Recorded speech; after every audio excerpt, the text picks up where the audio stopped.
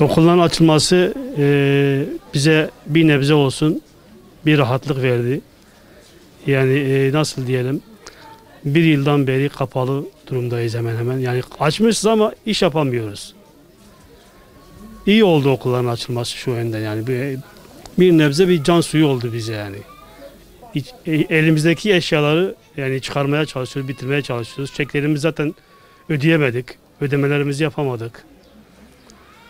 Şu an yavaş yavaş toparlanmaya çalışıyoruz.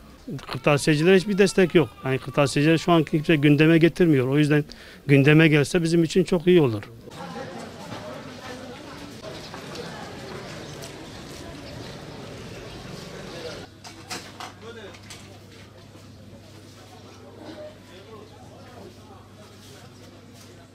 Okullar açıldı elbette ki. Bakalım inşallah geçen senelerki gibi, yani pandemiden önceki dönemler gibi inşallah yoğun olur.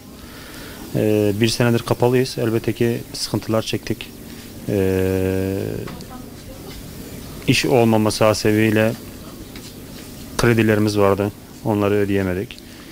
Vergi borçlarımız vardı. Onları ötelemek zorunda kaldık. Öteleyebildiğimiz kadarıyla. Öteleyemediklerimizi mecbur bir şekilde borç harç bir şekilde ödemeye çalıştık. Umutla bekliyoruz, yani inşallah bu açılması sonrası devam eder. Tekrar sonrasında kapanma durumu olmaz.